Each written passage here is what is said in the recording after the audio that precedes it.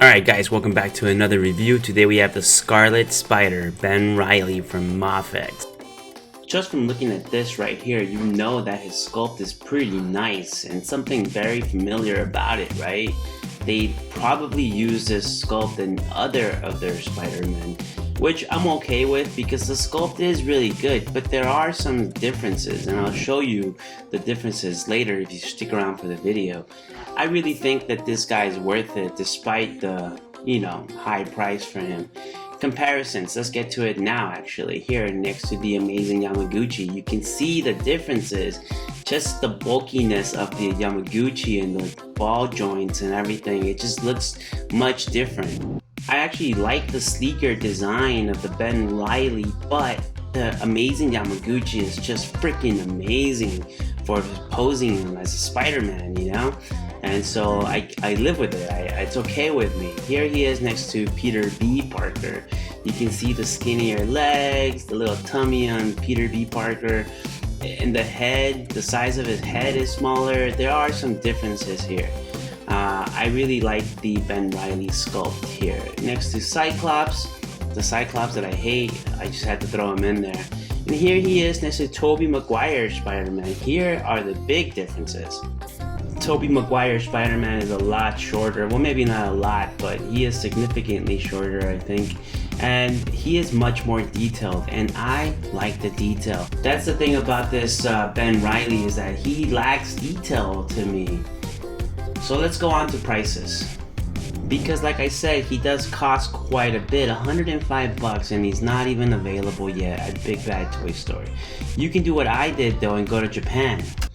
So if you go to Japan, there is a bit of a process. I mean, it's not as simple as just ordering. Although, you know what it is, it can get complicated when you want multiple items shipped and they don't all have the same release date. But look, he's $61. Shipping cost me $15. That means I saved some money.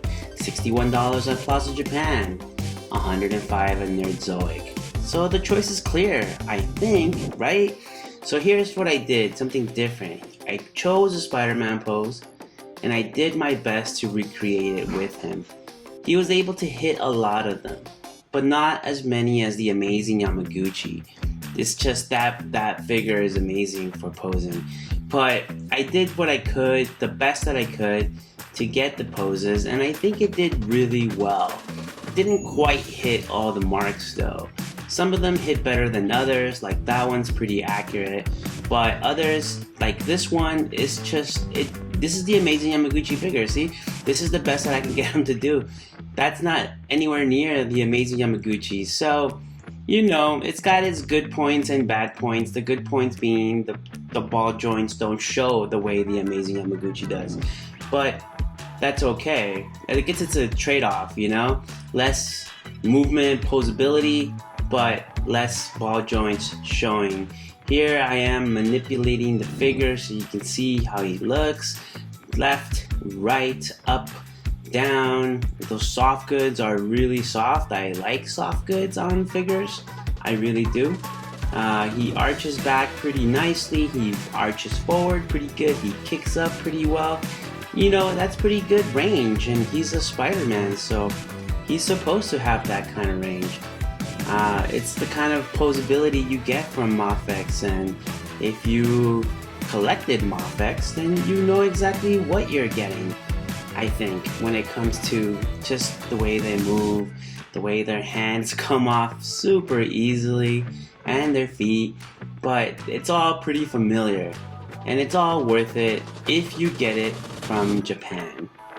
I would not pay $105 for this guy. I cannot do that.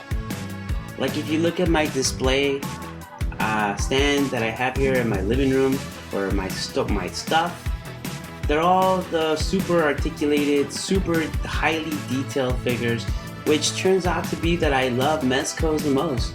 Right now I have a bunch of Mezcos, and I don't think I'm going to display this guy unless there's some space for him. So the head sculpts, alright, let's go into them. He's got 3 of them. They look very similar. All of them lack detail. I mean, there's hardly any detail except for the brow, the ear maybe, I don't know, some detail, not a lot. He is able to move his head quite a bit because of the way this joint is here. I think it's all, like I said, very familiar if you've collected MAFEX before. The hands and the feet. He's got 2 pair of feet.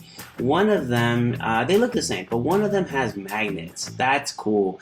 The addition of that is cool. I like that. He's got this pair of hands. They're like his punching hands. Pretty standard for a action figure, right? They all have punching hands. Here you go. The detail or lack of, again, is there or not there. His open hands, again, lack of detail. There is this slight texture. You can see it right there because I'm taking such close-up macro shots of them. You can see a little texture. But that little texture to me is not the same as having it detailed. You know what I mean? He's got these hands with the magnets. Those are his 3rd pair. And he's got these thumbs up ones. Those are his 4th pair. So he's got quite a bit of hands, all of them lacking the same detail. But I guess it's the style. This is the style that MAFEX is going for. This is a 5th pair of hands. They're nice, web shooting hands. But I just don't prefer that style. Do you guys prefer this style, the lack of detail style? Or do you like a more detailed figure like me? His accessories, he's got a few of them. He's got these web hands that have that little circular thing that go into his wrist. So he's got these 2 that go into his hands like for web swinging, and then he's got these 3 that are like little squiggly ones. This is pretty cool. I haven't seen those before. So this is the way that this goes on him, the web that has a circle so that it goes into his wrist. I think they're nice. They're not the best, although I don't have a good solution as to how to not show that around his wrist. I like these. I haven't seen these before, like I said. I'm sure you have, and some other figure that I have probably haven't opened. I have it, but have not opened. Is that crazy? I still have like 100 figures that I haven't taken out of their box. I need to get on that. Let's check out the details on the figure, which I've been showing you nothing but. What is this on his ankle here? It's like a pouch. What does he carry in that pouch? Does any of you Ben Reilly Scarlet Spider fans know?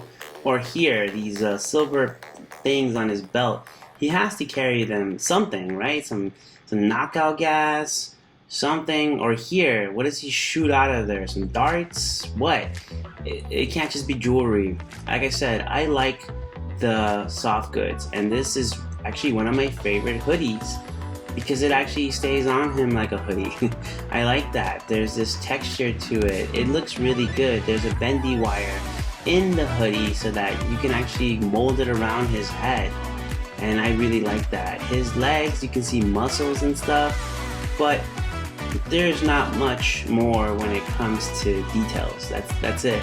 The muscles, but again, this hoodie kind of saves it for me. I really like it. It looks really cool. And you can take it off, sure, but why would you? The box. You guys like the box. Some of you like the box. Listen, these videos, they take me a while, and I have a newborn, so definitely don't have the time like I used to. I still am editing weddings, and I'm super busy, but if you guys can subscribe, that would be awesome. Really awesome, because I put a lot of effort into these. So please subscribe. Thanks so much, and have a great day, guys.